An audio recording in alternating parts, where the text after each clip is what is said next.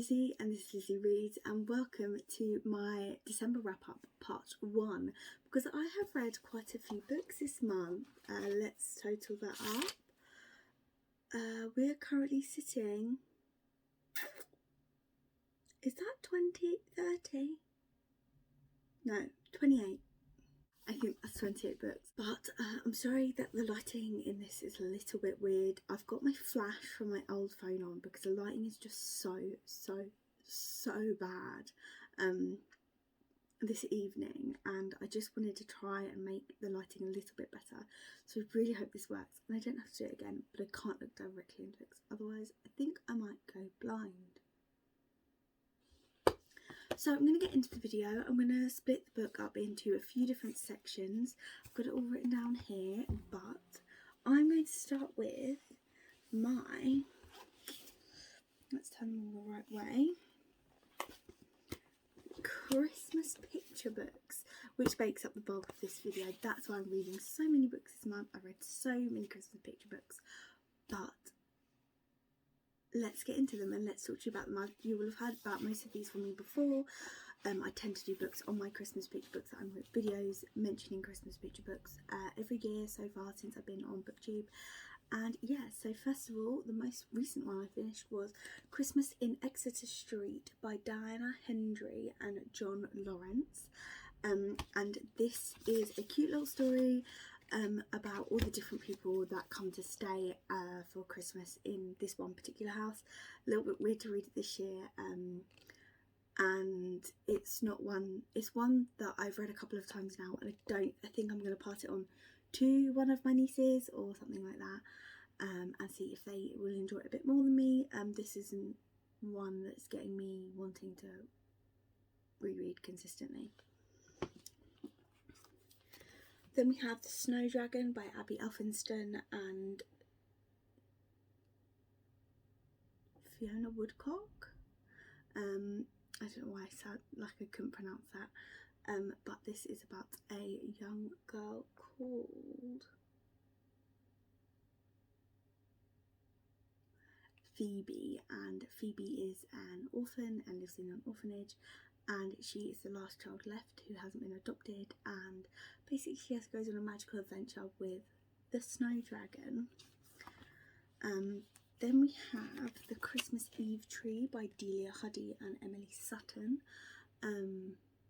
This is one that has a really sweet message and a really sweet story. Beautiful. Emily Sutton is one of my favourite illustrators. However, it is not one I think I'm going to keep picking up because the words just don't flow in the way I expect them to, and I found it to be a disjointed reading experience. But it's about a young boy and who is homeless, and he gets like a reject Christmas tree, and yeah, it's just a little bit about his Christmas Eve. Yeah, it's quite a sad one actually, but really beautiful illustrations, and the story's good. The way the words don't flow in the way I expected to, and it always takes me out of the story. Potentially one a child would love and would be really formative for a child.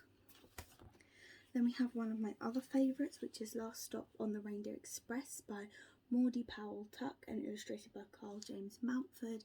This is a cut-out Lift the Flap style story, and this is about a young girl who wants to get a letter to her father for Christmas, who works away, and that's all I'm going to say about it really, but it's really beautiful, that one.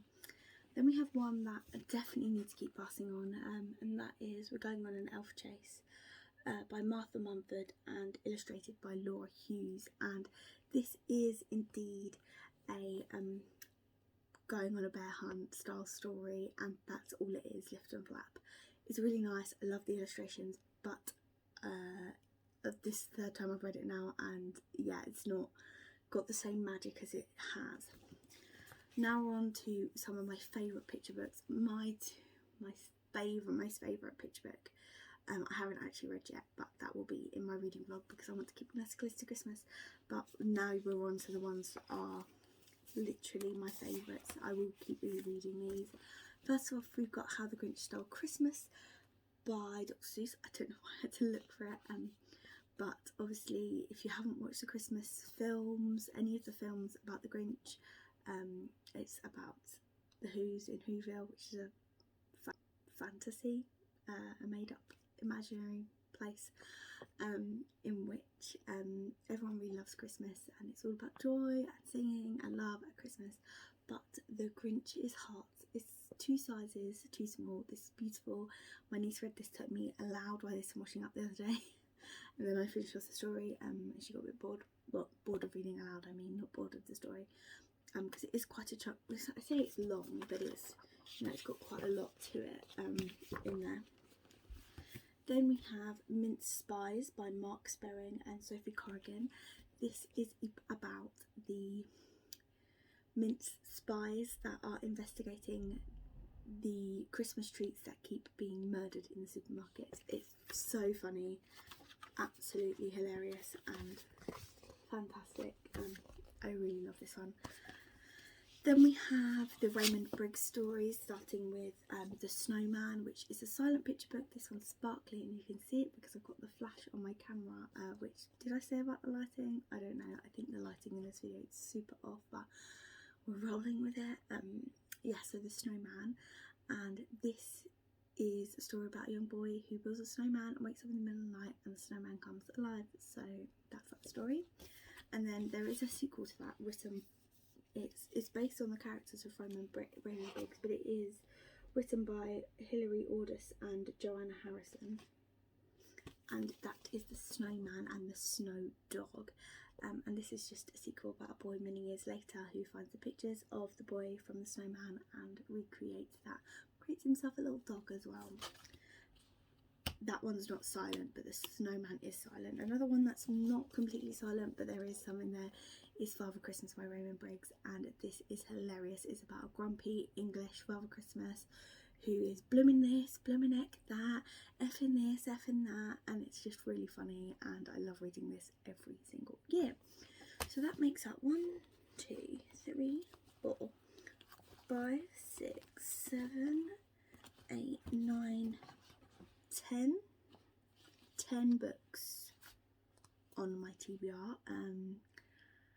Yeah, so that makes 10, and 2 more to go of my Christmas picture books. One of them is One Christmas Wish by Catherine Rundell, and The Night Before Christmas, the poem The Night Before Christmas, which I've started to read on Christmas Eve as a little late tradition that I started myself. Yeah, so that's the first 10 of my books, and then now I'm going to move on to the romances. I'm going to leave timestamps down below so you can skip this section if you're just not into hearing about the Christmas romances, and I'm going to give you my thoughts on them. So let's start with The Grump Who Stole Christmas, and The Grump Who Stole Christmas was by S. Doyle, and there is 3 of these that I read, so I'm going to pop them up here. The Grump Who Stole Christmas, then we got Very Married and Jingle Bell Beard, and I'm going to pop their authors' names here because it was a trilogy by 3 different authors, and it was following the 3 siblings of the Kringle family whose mother passed away a couple of years ago, but their father owns a Christmas tree farm and a local inn, and they're called the Kringles. They're a very Christmassy family. But they're all sort of sporadic.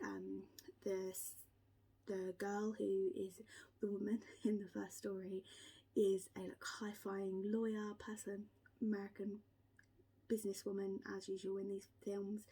The second one is the brother that stayed, and he wants to be the mayor of this town.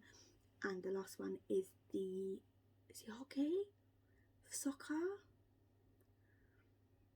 He plays some sort of sport, and he is in the HFL or the NFL, the big leagues, whatever, that's what it is. And each of these have like different vibes. So in the first one, we have the sister creates a relationship with the Christmas tree farmer who has come to help her father out. The second one is a Vegas. The year prior to this story, he got married in Vegas, and she's come to get a divorce because she's found him and she wants to get an annulment, but he doesn't want to. He wants to see what's going on, and yeah, that's their story. And the last one is like they were together when they were teenagers, and then he went away to be a hockey star. Hockey, I don't know. Yeah, hockey, because he skates. He's a hockey star, and they come back and they have to work together to save Christmas, and these stories all happening simultaneously. So as each story goes along, you're sort of you're seeing things that happen from the other perspective. That's what I really liked about it. I think the first one or the last one, I actually really like them all. I like the romances, I like the characters. I didn't like some of the suggestions about I feel like it was very heavy on the women must have kids thing. That gave me a bit of the ick. And I didn't like how at the end there wasn't like a epilogue for all of them, because I felt like the stories kind of interwove, and the idea was that you weren't really sure what was going to happen because you found out what's happened to one couple at the beginning, like the epilogue, you know, that they got married and this is what they did. I didn't think it was developed enough, that epilogue element, but yeah, so that was 3 more that I read. I also read Dipped in Holly by Dana Isley, I think. My colleague recommended this to me, or she recommended this author to me. She said that her romance books were good, and I can see my hand in the shadow and it's really annoying.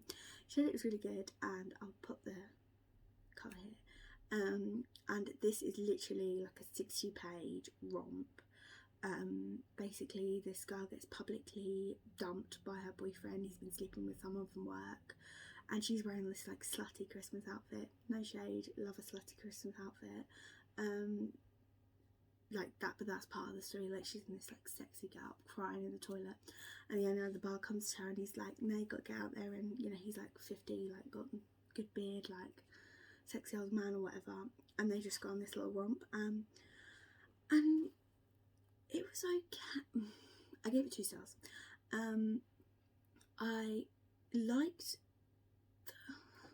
I just didn't like how it was also squished. I would have preferred slightly longer, like slightly more tension, but it was just like, this is a situation, like it was very like fast for me, and like I'm talking like 40 more pages of like tension in between, and like a little bit more flirting before they, well, I suppose there was quite a lot of flirting before they fucked, but I mean, I suppose there was quite a lot of flirting before the main event, but I just didn't like the setup, and I think the characters didn't grab me, and the scenes didn't grab me. Just something about it wasn't enjoying it, but you know, could be for you. Sorry about the huge dip in quality here, but the lighting setup just wasn't working for me. My eyes still hurt from staring into that flash for so long.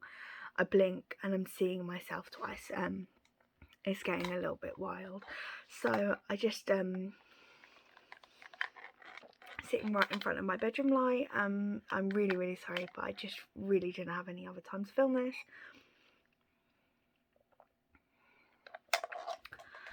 So I got myself a glass of Coke. Let's talk about these books then, shall we? I was on my romance books, and I told you about the Kringle family romances and Dipped in Holly, and how I thought that was a little bit lackluster. And some of the other ones I've read are, I read Let It Snow by Cassie Cross, which is a short road trip blizzard story about 2 best friends, and it was like 80 pages, and it was about them realising like, oh, they're going to admit that they're both in love with each other. And then I listened to Tic Tac Mistletoe by N.R. Walker, which is a male-male forced proximity romance, where a guy moves from Sydney to America to be with his sister, ends up in the wrong state just before Christmas, and he has to drive like across the country. I say across like 3 hours, but he's never seen the snow before, let alone driven in it, and he sort of goes off the road and crashes into a handsome guy's garden, basically. I also listened to Fool Me Twice at Christmas by Camilla Isley, and I listened to this one today. And this one was mainly about a couple who had been best friends their whole lives. Their families are best friends. They started dating when they were teenagers. They've been together for like 10 years, and they then broke up, and they're going back for Christmas, but their family still think they're together, and basically they're about to tell them, and they think they got engaged, and they think they're having a fake baby, and it's like all this drama upon drama of Hallmark Christmas pure craziness. And I really loved it up until the point in which like I just thought it could have been like an extra like bit longer. Like it was what, a 4-hour audiobook. The last 30 minutes of the audiobook, the thing had just happened. The big thing that was just happening that you've been waiting for the whole book, it's just happened. 30 minutes before the end, there's like crazy 10 minutes, and then there's like 10 minutes where you think the third act breakup or whatever you want to call it, and then there was like 5 minutes of it being resolved, and there was no epilogue of them, like their life afterwards, their like family set up. All I wanted was a scene of them explaining like all the extra craziness, which are obviously spoilers, to their family, and it was really frustrating, and I really couldn't give it more than 3 stars, even though I enjoyed the other rest of it, because the ending just ruined it for me. Not all the content of the ending, because obviously I knew that it was going to be the way it ended, but I just thought that it was going to be more, and it was just so abrupt, and it was so, I was like, what? Why is this ended? Really, really unlike me for thinking that, but yeah, I just wasn't on it. Also, we have the Lumberjanes books. These aren't in really any category, just other ebooks that I read, or other not my TBR books read. I read Lumberjanes volume 15, 16, 17, 18, 19, and then The End of Summer, which apparently is separate. I thought it was in volume 19, but it was separate on Scribd and on Storygraph, so I was a bit confused. And this wrapped up the Lumberjanes ending, and I didn't like the ending. It felt rushed. It didn't feel as emotional as I thought it was going to feel. I mean, I felt emotional because I loved the story, I loved the characters. I just felt like it could have been so much more. And also, the artists change every fucking 5 minutes on Lumberjanes, and the artists change like every 5 stories on Lumberjanes, and I liked all of the art styles, none of them were annoying, but it's so jarring to consistently have the artists change. I don't know if it's something they were doing. And like I noticed, like in the graphic novel series, long graphic novel series I read last year was Giant Days. And this year it has obviously been, what's it called? Lumberjanes. I'm tired. I'm really annoyed about this lighting. And yeah, so in Giant Days, what I'm trying to say is in Giant Days, the artist changed once, and it was jarring for the first issue or whatever, and then I got used to it, and then it was fine. And then it was just like the 2 artists over this long course of period, but the artist has changed so many times, and I know like it's 20 volumes, that's a lot, but sometimes it was like two volumes next to each other and they changed, and it's like, oh, it's so frustrating. And I know like there's so many things that just can't be helped, and they might have been doing a thing with it, but it was annoying, and sometimes it really took me out of the story. Some of the stories I liked, some of the stories I didn't, but yeah. Now, one more of the books that I read on audio or ebook that weren't on my physical TBR, and that is A Boy Called Christmas by Matt Haig. And this is a Christmas story about a boy called Christmas, and it is the origin of Father Christmas. I made this into a film this year, and it's about a boy whose father goes away to Elfhelm and trying to find proof of elves up in the north to sort of make them some money because they're living quite a poor life. He doesn't come back when he says he would, and his aunt who's looking after him isn't very nice, so he runs away to try and see what he can do and see if he can find anyone, like find out what happened. And it's like just a magical quick story and about how he became Father Christmas, and it is just, it was so cute and I really liked the story and I found it really fast paced. Next we have Lore Olympus by Rachel Smythe, and this is a beautiful graphic novel. This is the first volume and it is about, it's a Olympus sort of style retelling in graphic novel form, and it focuses on Hades and Persephone, and I think this is the first volume, but I can feel like there's so much more to come. So again, another camera change, but we're gonna go with it. So also Lore Olympus is a webtoon, so it is been posted online and it has been now bound up into this beautiful printed art, which I am obsessed with. The colouring is so beautiful and it seems so sweet, but I don't know where it's going to go, so I don't really know much about the wider story yet. But yeah, like it says here, the one thing is scandalous gossip, wild parties and forbidden love.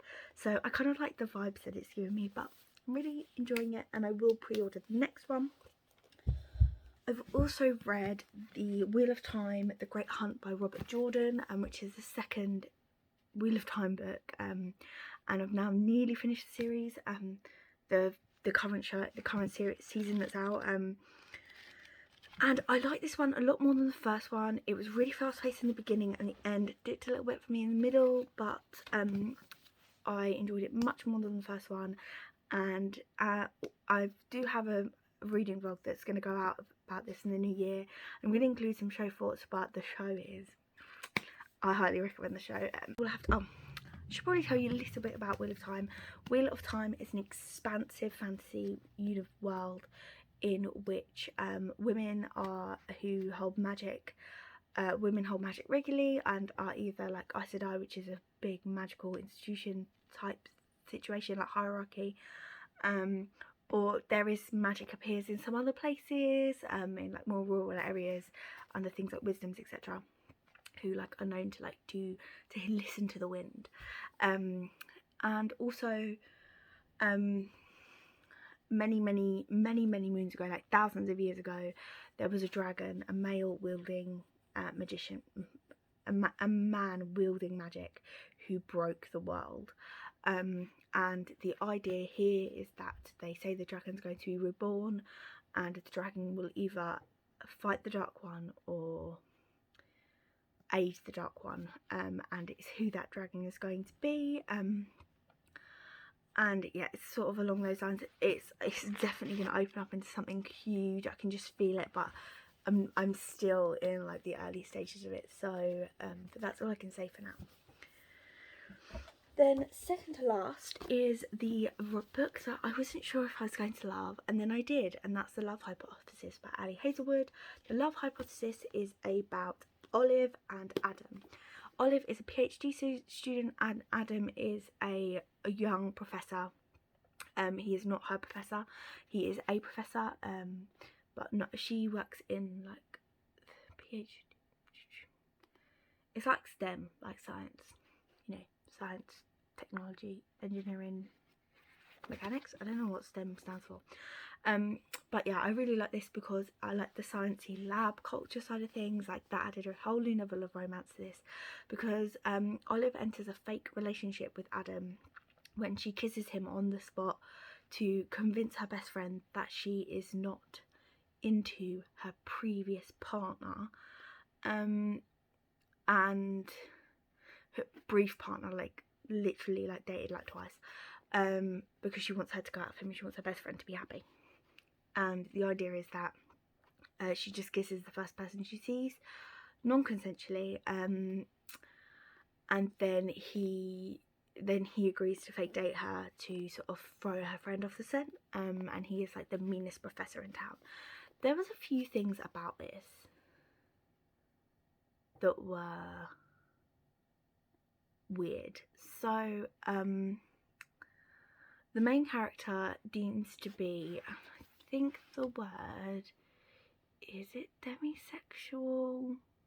The main character only experiences sexual attraction to someone she has a close relationship with, in terms of like a close romantic relationship with, and this is explored in this, except for the fact that sometimes it feels a bit like it's not,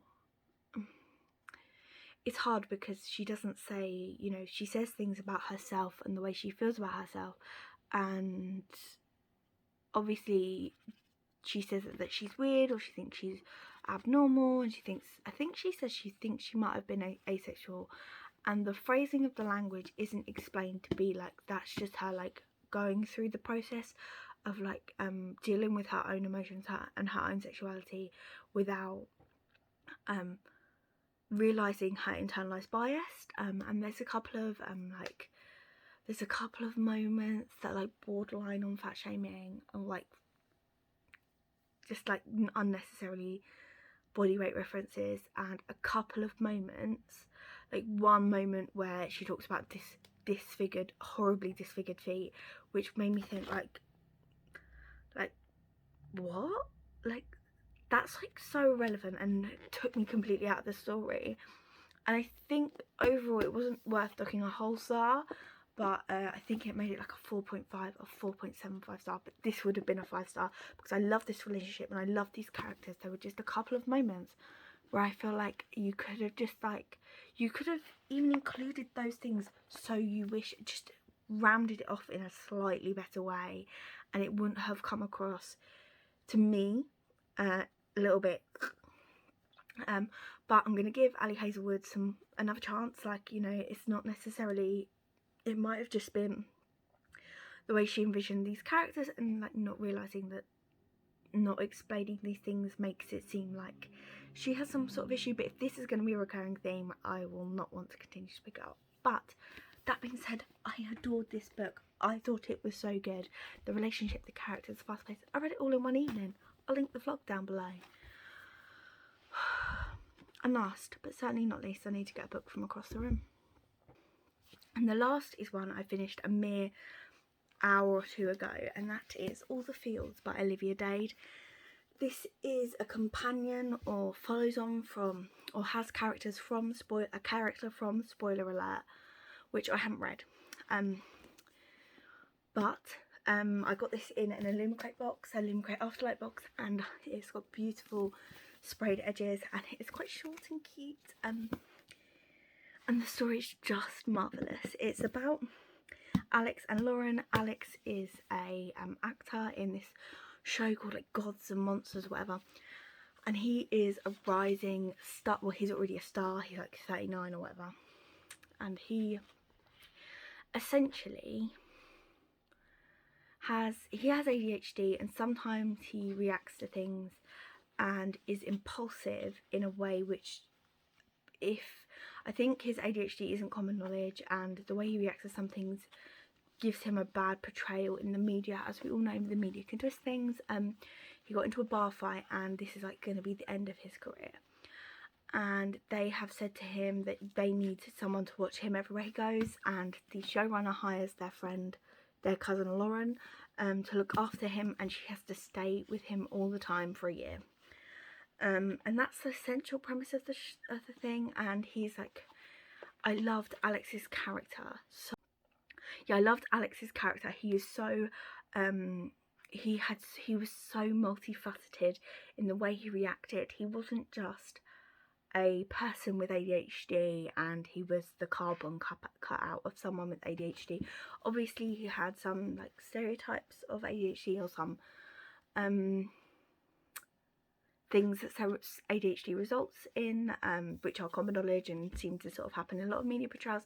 There was so much more to it, and there was so much more to his character, and he was so interesting. And I do feel like Lauren wasn't as entirely fleshed out as he was. Like he was so multidimensional, and so was Lauren.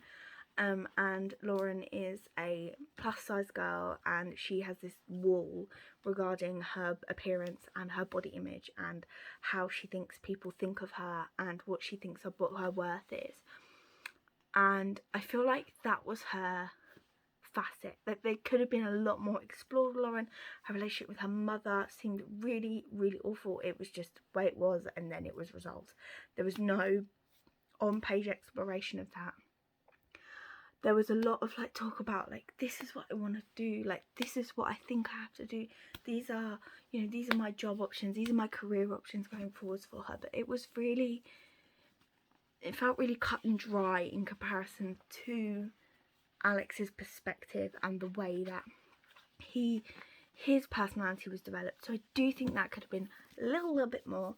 However, I had such fun raising this and I really enjoyed it, and I will definitely be reading more from Olivia Dade. You can just tell which one of these characters caught her heart more, and that is Mr. Alex. But I like the way it ended as well, and I like the way it wrapped up. The little epilogue, loved that, absolutely loved that. So I'm gonna skedaddle now. I'll get you out this bad lighting. I might try and edit this at some point. Yes. I'll speak to you soon. Bye.